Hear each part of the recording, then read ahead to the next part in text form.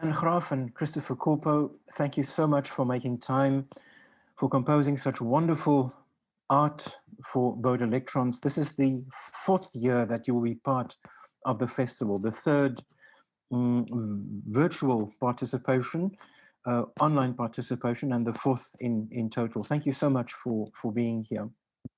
Thank you. Maybe spend a minute or two to discuss the opening and closing of the work, the sounds of nature with which the work opens and closes. From a sound perspective, from a composer's perspective, were these samples that you took and edited, manipulated, or were they taken just as they were and incorporated into the score? Yeah, the very beginning of the piece are frogs in Swaziland at night, and at the very end of the piece are birds in New Bethesda, South Africa. And in both cases,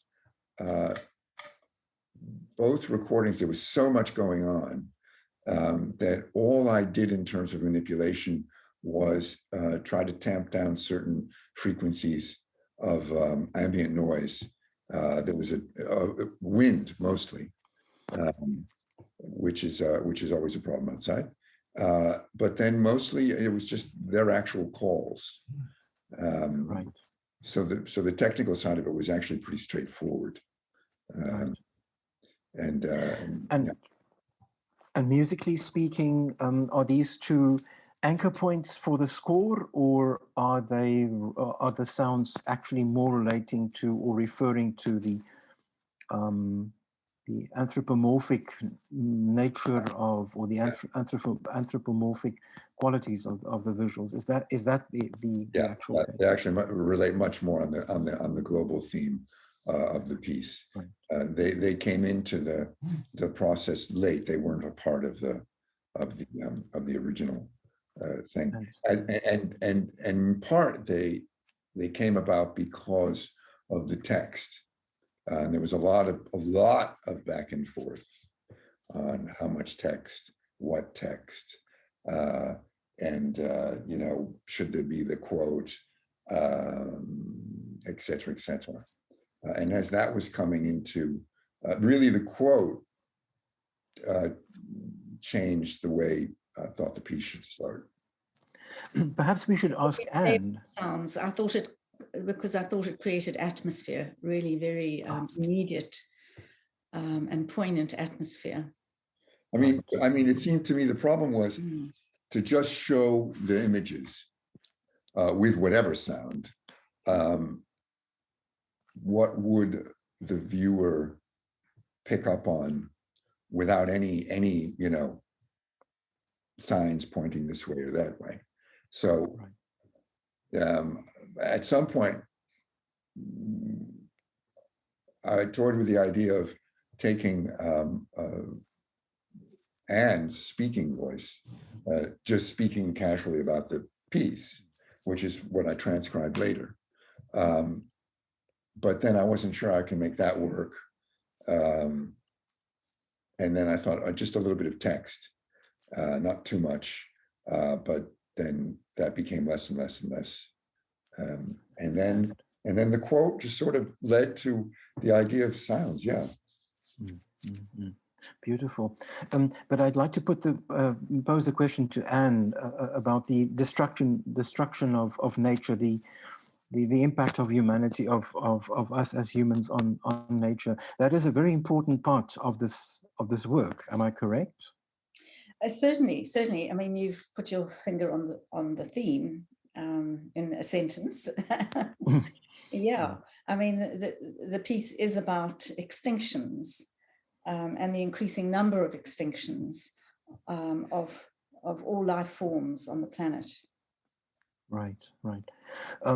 Does that have did that have an influence on your choice of medium? So, face, sadness, tears, and the medium that you use to work in. Absolutely. I mean, yeah. Yes. I mean, the use of stark black and white to which seems somber enough. It's a somber theme, you know, the faces are, I think one picks them up quite a lot as ancestral presences, also because of the quote from Chief Seattle, one of our ancestors who noticed what was happening very many years ago, you know. And the fact that it is humankind, the hand of humankind on the world, that is currently the chief cause of our climatic disaster. The heating of the planet, you know, the loss of life to nature, and, you know, our precarious position, the precarious position of humanity. So the images as I was making them, the faces as I was creating them, I was thinking of them as the ancestral whisperings, you know, that's what was coming up. Yes, yeah. Warnings, whisperings, sadness, you know, at you know, careless loss of life. Right. Christopher, I'd like to speak a little bit about collage techniques, or the blending of sounds. Does this term, was this term in the back of your mind when you were working on the score? Can I blend between the sounds that I have at my disposal? Can I blend between the audio and the visual material? Does the term collage feature at all in the composition process of the work? Yeah, actually, before getting started in earnest on the music, I needed to solve a problem, because I wanted to, all of the works are they sort of A4 sized paper. And I was hoping to be able, and was able to do the idea of sort of growing and seeing more and more of the wall, so to speak. And so I had to make literally collages of these digitally. So I found a program that could do that finally, and started manipulating that. And then there was the idea of taking, I had the piano piece and then just recording it blow by blow, literally, right hand and left hand, and then deciding on the length of the rhythm of the collage and how fast I wanted the music to proceed. And so it's all really, yeah. If you looked into the audio, the DAW that I worked on, you'd see like 1,000 moving parts. Yes, but I also like very much the fact that you limit yourself in terms of the technical possibilities that are at your disposal. Not that much effects or audio effects, usage of audio effects. You do tend to discipline or to limit yourself to quite a narrow band or narrow set of tools to use in yeah. And I mean, I've got, you know, all of these programs have, you know, all of these effects, but then at a certain point you decide, well, this is the material, this is the sound world. And if you know, it's like sort of, you've got a pretty face and you start putting pink lipstick up here, you know, I mean, that works for some people, don't get me wrong, but yeah, but you know, it's sort of, no, it's, yeah, you have to. Yeah, it's not. I mean, not an exercise in. Yeah. Right. No, I was just saying, you know, the more different things that these programs can do, the more you have to be careful not just to throw in bells and whistles, because you have bells and whistles. Yeah, I think the discipline is keeping to the meaning of a piece always. Yes. Especially and in the sound world, you know. And that's one of the. Right. That's one of the advantages of you working together so closely, is that you can focus, you know, you can go back to the roots of what the project is about. Yeah, and we came up with a few techniques that seemed to work really, really well for the thematic content. One was the images multiplying and multiplying and multiplying, giving the sense of, you know, this increasingly large wall of tears, on and on and on and on, and all the images getting tinier and tinier and tinier. That seemed to work very well. And then this idea of floating images that sort of came up to the front of the screen and then faded out. Seem to work very well because of the theme of extinctions, the theme of you know, things disappearing, and so you see the images also sort of wisping, going into wisps and floating out like smoke, and that, you know, so you don't need to overload a piece to get meanings across. I mean, it's quite a short piece. It's 11 minutes. So in a way, to even find, you know, 3 or 4 techniques that are solidly kind of meaning based is enough, really. Yes. 11 minutes is short. It's a lot of work. It's a lot of work. Fading in of the sound, and you do bits of that, you know, throwing the sound around and fading in and out. I mean, that also is the equivalent to the visual fading in and out that I was talking about. Yes, yes, yes. I struggle to find the exact, or to find a good way of describing this, but the medium that you use, Anne, is actually very fragile. Black and white, and then, you know, in the back of my mind, always this idea of tears, of sadness, of loss. So that comes across, or that is represented, that is put across as an image. But you have I have a sense when looking at these images that the medium can very easily flow, or the images can very easily dissolve. They're very fragile. Yes, yes. And there's the images themselves, each face, some of the faces are also actually look like teardrops. You know, the sense that they themselves are constituted of of grief, you know. Right. So there is an image that is fragile, and there's collage techniques in the sound world that combine, and I find that a beautiful juxtapositioning.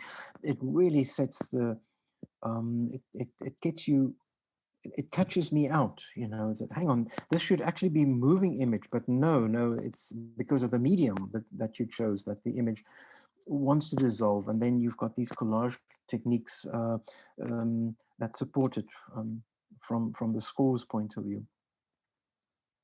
We'd like to discuss your work for Bode Electrons 2022, A Wall of Tears, but I think would be helpful, it would be interesting to me at least, to take a step back and probe a little bit into whether this sort of repeated experience, can one identify a trajectory in the work that you've presented, or have the past 2 and now the 3rd event led to individual compositions or individual multimedia works? Oh, this is a hard one. That's why I'm passing it. Oh, we can also. I think sort of the question revolves around, has the work grown in a particular way because of previous work? Is that what you are? Yeah, first of all, is there a sense of continuity? In other words, do you build on a previous year's work, or have you approached every Bode Electrons event as an individual event on its own right, or in its own right? I think because of the way media works today, there is, how can I say, a growing body of work that is both visual and sound combined, because people use the internet and they have a screen. Yes. So I think this is something new. It's something culturally new. If we take a sweeping overview of, you know, several hundred years of culture, you know, that the two are coming together, the visual and sound, in this particular manner. And actually, it was new for Christopher and myself too.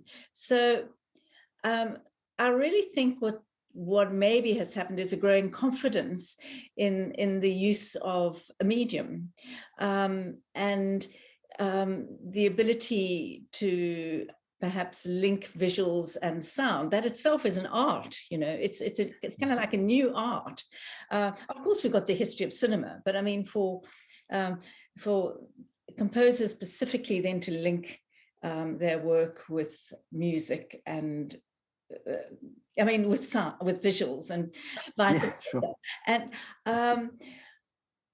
I personally feel I'm getting better at seeing the links, you know, at creating something that works in a way that's enmeshed. The visuals and the sound are enmeshed and speak the same language, speak together. Yes. You just and learning sort of certain kind of visual modalities, because I'm the visual one in the team and Christopher's the audio in the team. Right. But learning sort of visual modalities that also go with theme, the theme of a piece. Right.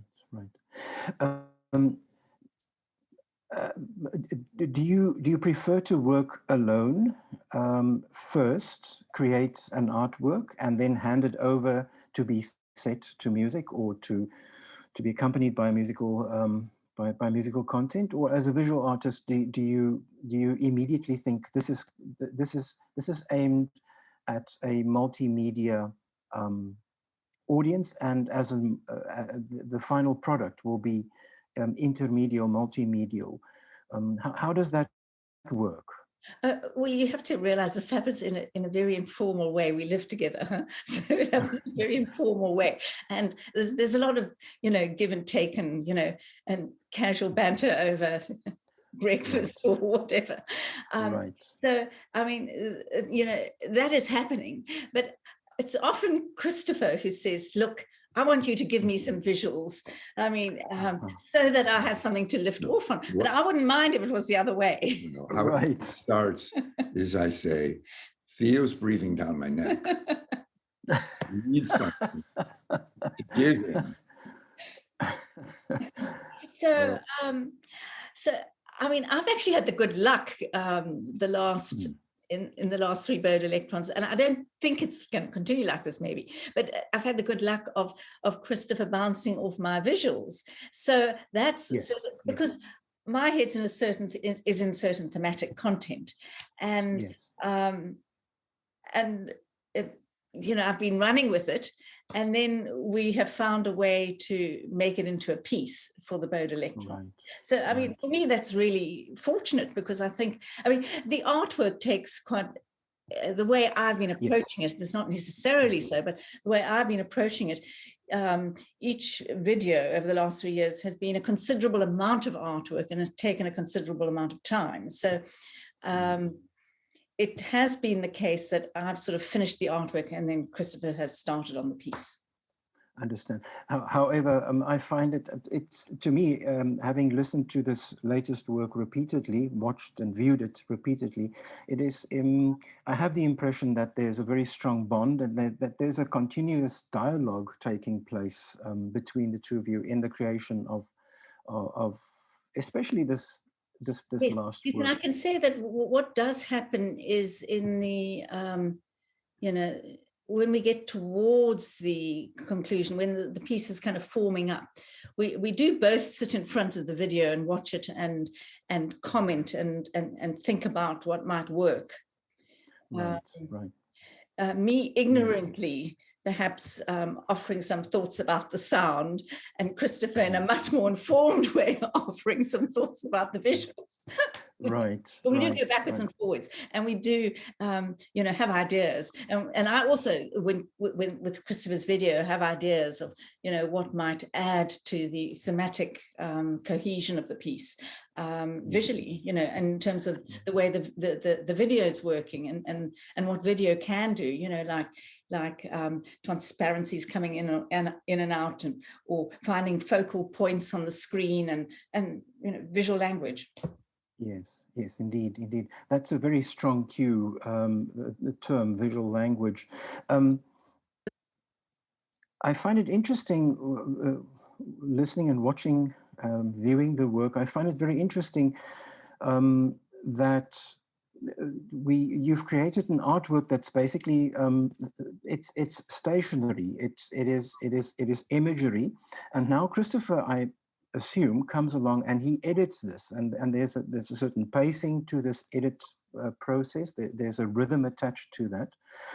Is it something that you need to keep in mind when you work as a visual artist, that this will eventually be edited into into a film? Static image edited into film. Look, it's sort of at the back of my mind, because there's a lot of stuff going on in the front of my mind just to get the images out and working as images in themselves. Right. Yes, so I am aware that because of the way we're working from static image into a moving piece,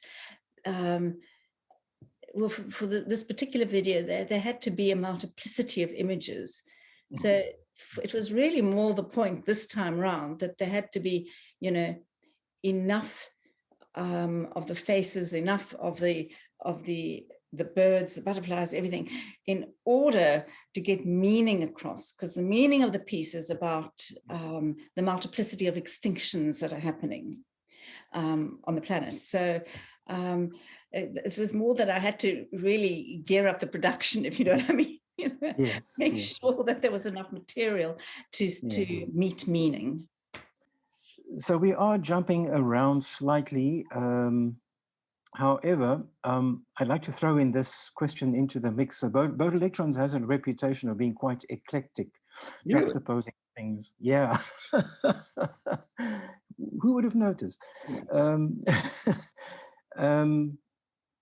This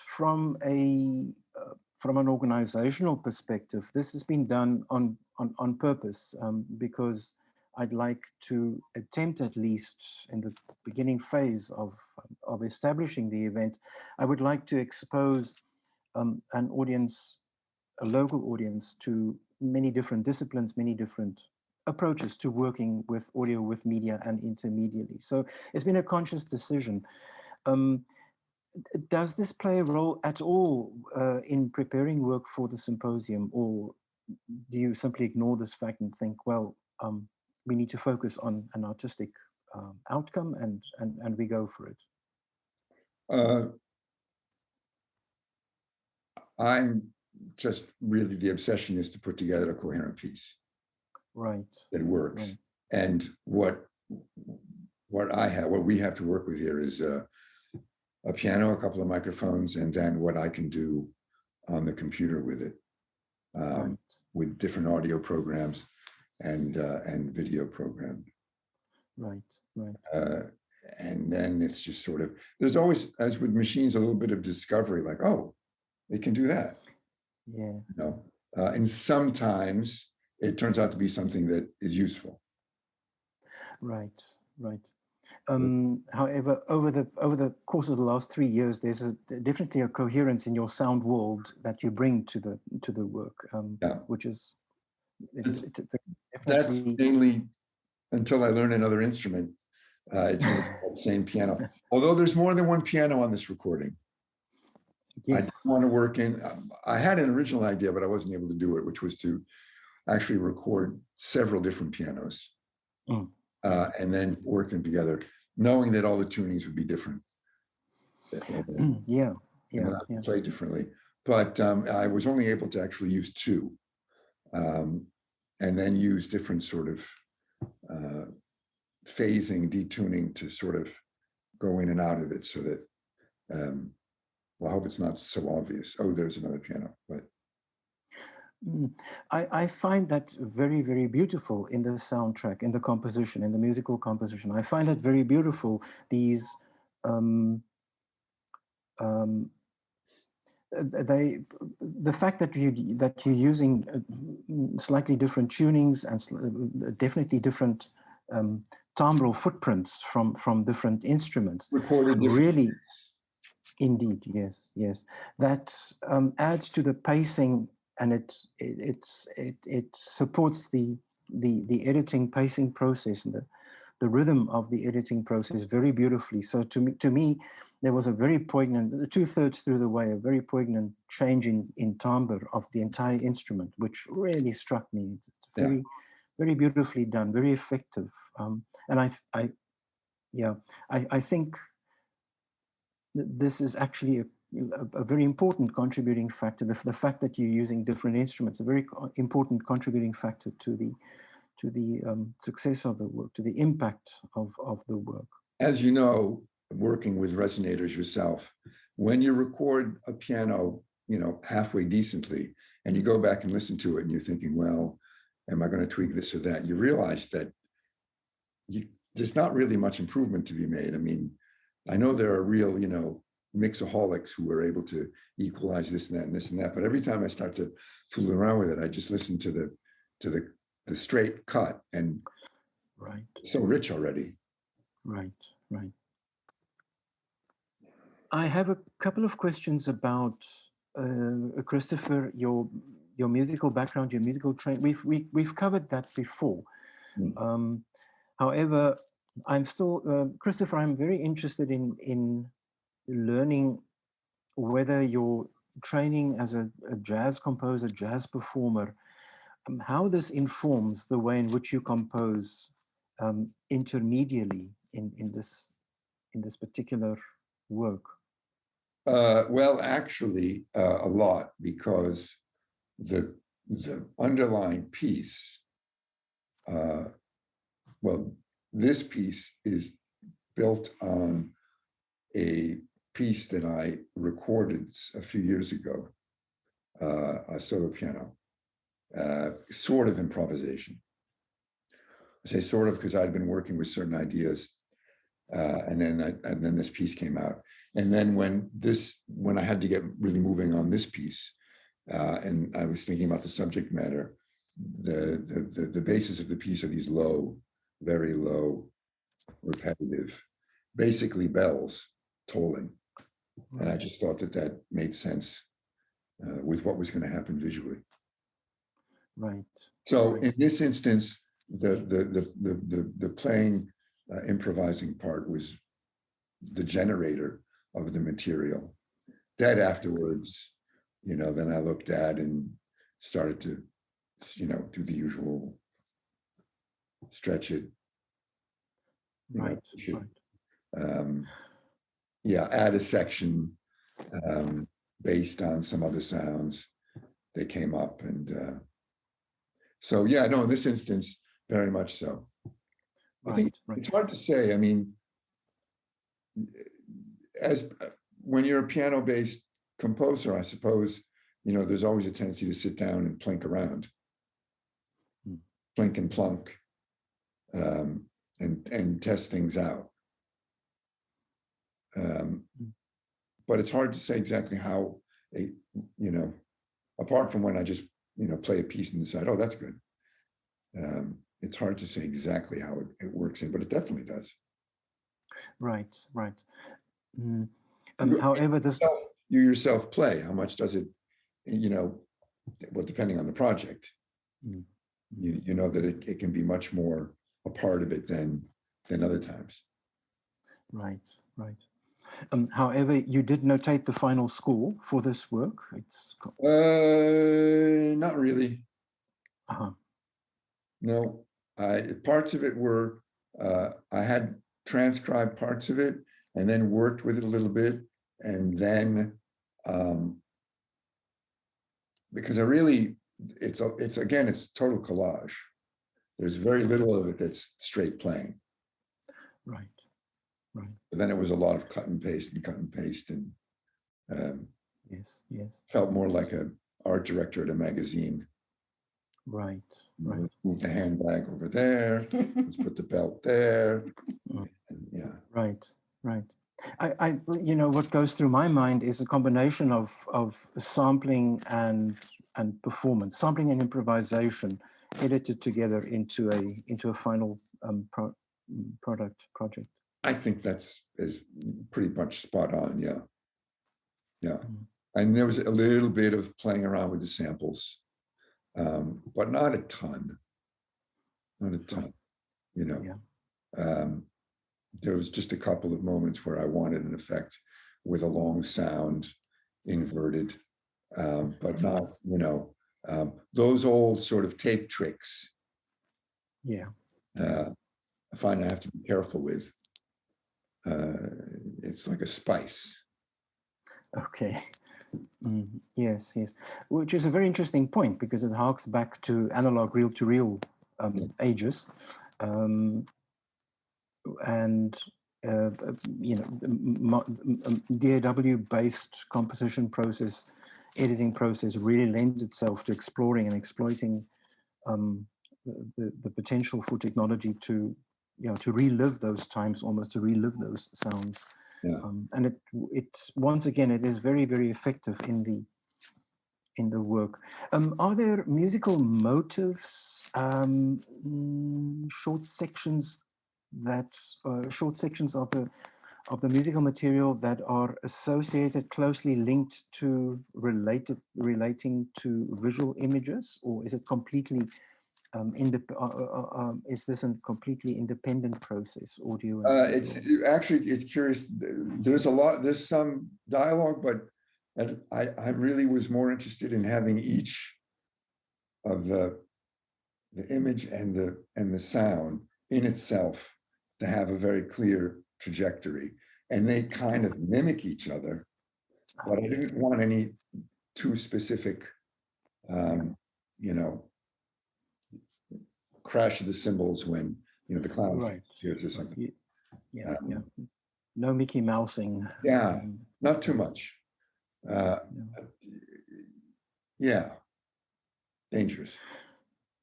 So, Anne, if I may ask you, what were you thinking about when you made the work? A very blunt question. Okay, look, I was thinking about what a lot of us on the planet are thinking about in terms of the theme, and that is we're acting as if the world has unlimited resources in many ways politically, and people in their everyday lives, and a finite world does not have infinite resources.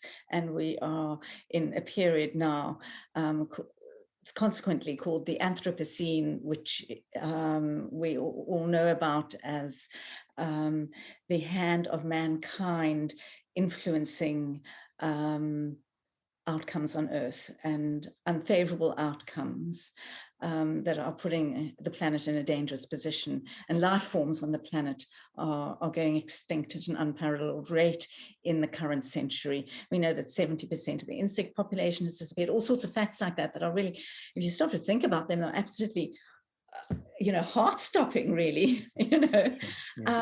So that was the thematic material I was thinking about. You know, we haven't really woken up, you know. I mean, some of us have, but too few of us have. You know, I mean, and some of us who have woken up haven't got the power to do anything about it, you know. So, you know, but how do we grasp these facts, you know? So, look, the content is somber. So now I'm going to get onto how do you represent something that's like the tolling of the bells that Christopher referred to, that image. One of the things I decided was that I would eliminate color, I would use black and white.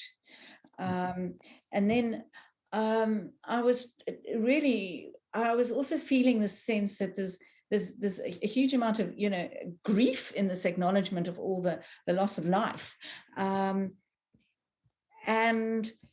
that the piece, in a way, is like a lament, or and so I wanted to bring in the imagery of tears. The piece is called A Wall of Tears, but so how did I get this idea of you know, crying or whatever? So I decided to use a very, very watery medium. Water and ink is basically what it's created in, but used incredibly wet paper and very, very liquid. And so then I'm faced with something that's really got a tension between control and no control. And that's what I liked, that sense of recognizing the correct sort of accident when it occurred and working into that. So it's a very loose working, which I suppose you can actually correlate with improvisation in a musical language. So I'm working from a place of not knowing what's going to happen and being in the moment. This is wonderful.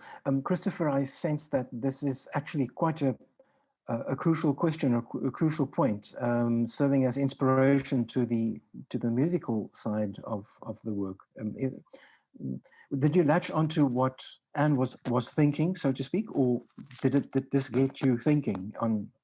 Yeah, well, I needed to understand what was behind her process, and then that was what made the connection with the sort of somber, low, repetitive piano gestures that I thought would be a good accompaniment. Sure. Yes. The work is quite fixed on faces.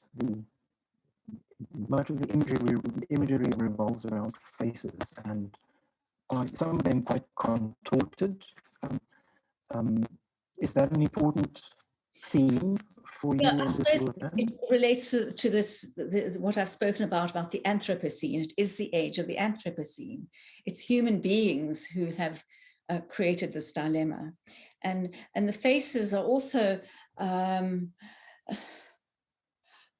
we use the quote from Chief Seattle, so in a way, the faces are also the ancestors of humanity. There's a kind of an ancestral theme going that that this has been noticed many, many times in history, that humanity and nature are not separate, that we are nature, as human beings, we are nature, and that there is a web, as in the quote from Chief Seattle.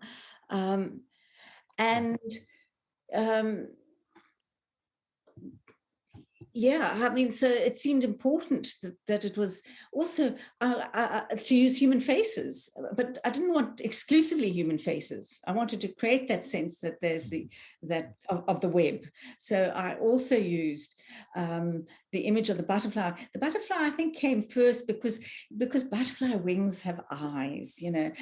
What they have patterning that looks like eyes. So it sort of relates a little bit to the human face. So how can one produce imagery where human beings can make the leap that we are part of nature? So I thought that was something that might subconsciously work in the piece, moving from human faces to butterfly wings. And also the butterfly is such a frail and fragile and delicate being, and has such beauty that it seemed also a symbol of this elusive kind of fragility of life on Earth. That seemed good to use. And then, I didn't want to do a whole Noah's Ark. So then really just the other creature that I settled on was the bird. And I think I chose the bird because of its beautiful sound, and its correlation to enchantment, and what we wake up to in the morning, bird calls and a new day and all that sort of metaphoric imagery that surrounds birds and these creatures of the air, these creatures of spirit. I think spirit world is something that was quite important in the piece, both our spirit ancestral realm, and the sense of that there's much going on that we don't see in the world, the ineffable. Yes. It was a very effective mechanism that the two of you used, opening with bird call and also closing. To me, it was a dawn and closure, an evening moment in the piece. It brings it helps. The opening of the Swazi frogs. You might think they're birds, but they're actually the frogs. Whoa. In the middle of the night, having right. So nature as an opening. An opening. Yeah. And also because closing. frogs are often the first to go. Yeah, yeah. They're very much a thermometer of eco. Yeah. Yes, yes, indeed. Bernie Krause has done much work in this regard.